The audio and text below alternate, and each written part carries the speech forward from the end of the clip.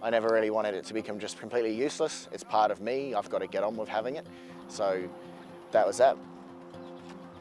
It was in primary school that Jack Adams realised he was a little bit different from other kids. I remember being 5 or 6 and another kid in my class trying to bend my finger straight. So I can straighten those for you. I was like, you can't. That's probably the earliest memory I have. But for me, it's always been there, so I've never really noticed it. But I've never tried to let it stop me doing anything. As a primary school teacher himself, he has heard it all.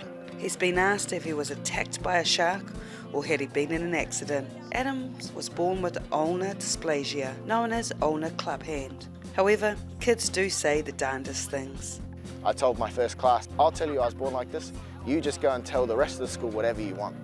And I had a girl come running up to me the first morning tea and go, did you dip your hand in chocolate and eat your fingers when you were a baby? In March, Adams competed in the New Zealand Track and Field Championships, earning himself a silver medal in javelin and a bronze in shot put.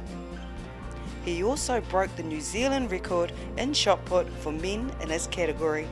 So I've played football since I was, tiny, growing up in England. Pretty much the only sport you play. Played a bit of cricket growing up as well. Then as I got older, started cycling and did that for years and years and years. And then just picked up athletics the last couple of years as well. So I'm aiming to go to nationals again next year and try and do better. Adams has never shied away from giving sports a go, something his parents encouraged early on. Mum and Dad were very good. They just signed me up for anything. If I wanted to do something, they'd just let me do it. And I'd soon find a way. It was just get out, get it done. Like a lot of young boys growing up, Adams wanted to be a fireman. It was also a teacher who helped him fulfill his childhood dream.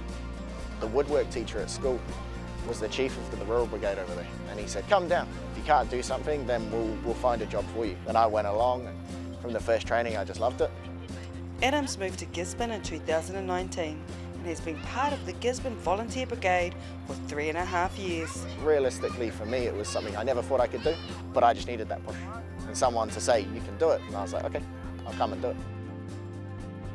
He is also doing the Lake Taupō Cycle Challenge in November to raise money for Heart Kids New Zealand. I've dealt with kids in the past who have been affected through heart conditions growing up. I just want to give back and help out where I can. And I just want to show other people that you can do stuff even if you're slightly different.